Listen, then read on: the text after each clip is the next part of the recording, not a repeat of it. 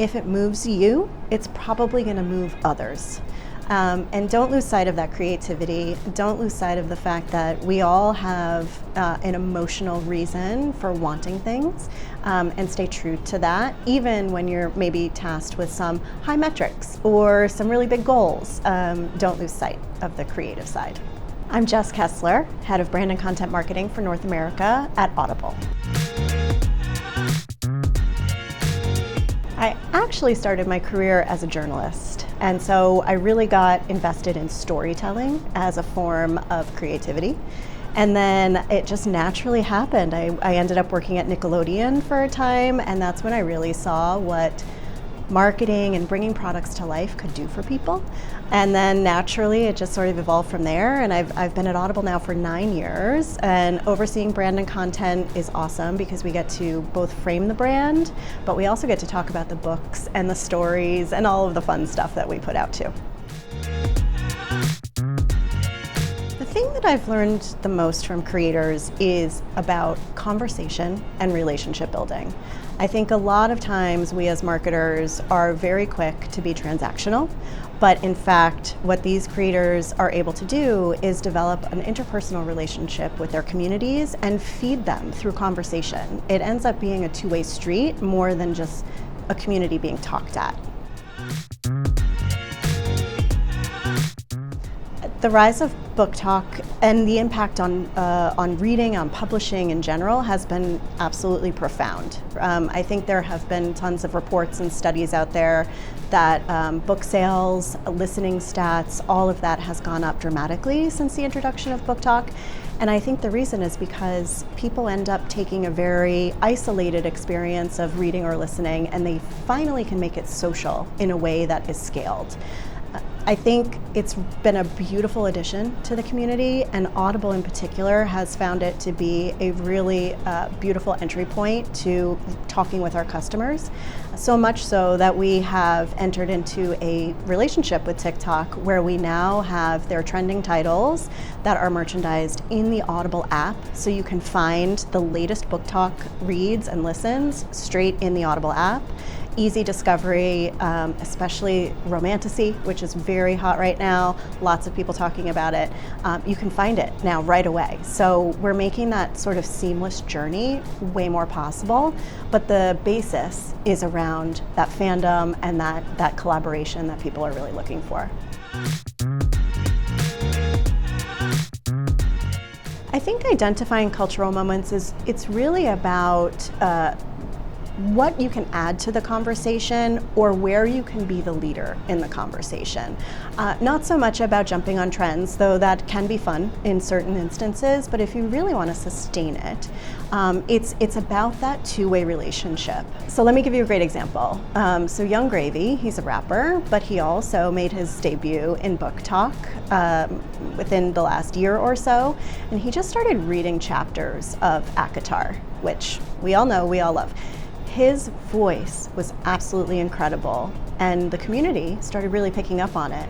Audible was one that did too, and we called Young Gravy. He loved the idea. We got together. We ended up having him record a romance story for us, and then he also did some custom video content for us.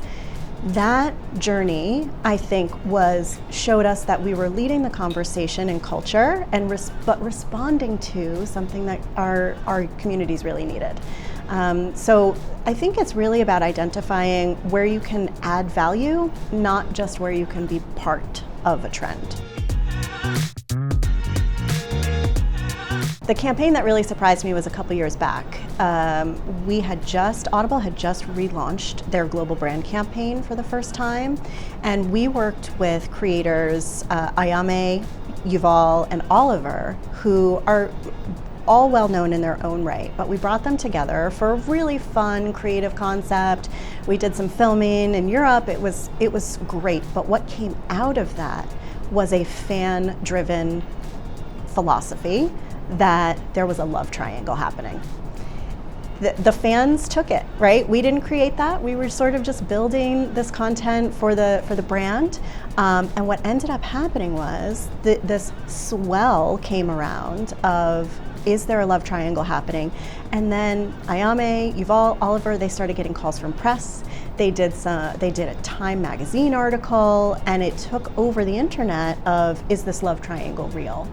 And I think that for me was not only really surprising, but it was a great example of how marketing can happen naturally. And you just sort of have to dive in and catch it at the same time that it's happening, rather than try to strategize it. It was so organic and absolutely perfect.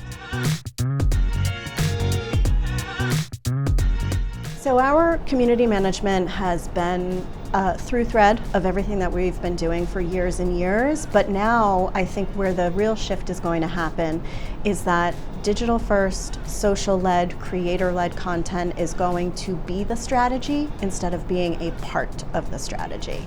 A great example is here at South by Southwest, we have some macro influencers who are joining us, but we also have 30 local influencers that are going to take over the town. They live here, they love it, they know it, and that it's really about being a part of the environment in which you're going to be talking to your audiences, so that you can have that authentic conversation as opposed to just sort of being transactional. I think I'll answer this one from a personal side. So the story that I'm most interested to tell but haven't had the chance yet is I think I definitely want to write a book. And I've been inspired by Ayame and Oliver and Yuval because they have sort of this digital sleuthing side to them as well, and that's one of the reasons the love triangle story popped up. So I think I'd love to write a true crime or a mystery thriller book that involves some sort of online digital love triangle. I've had some awesome opportunities in my career. I think, I started at Nickelodeon and I got to work on really big brands like SpongeBob and Dora. I also got to work in indie film, so I got to, be on the Tribeca Film Festival path.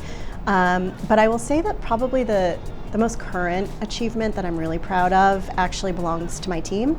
They are releasing Project Hail Mary as a marketing campaign for the audiobook alongside the movie with Ryan Gosling.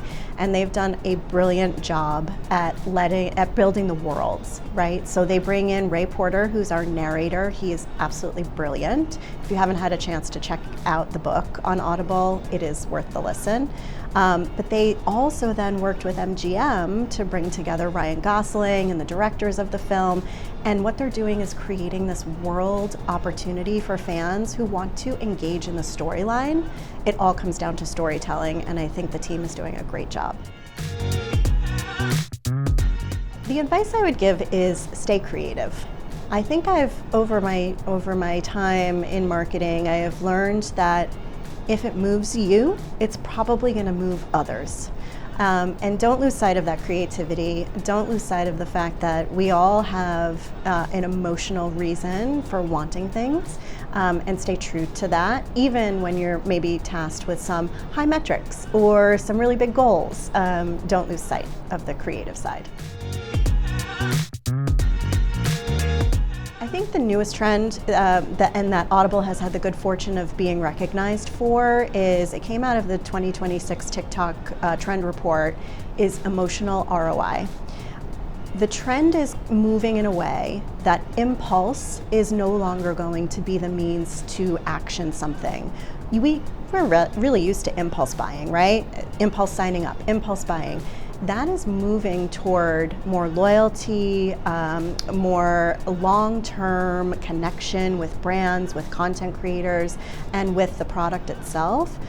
So really building that emotional connection with your audience is going to be important as we move away from impulse.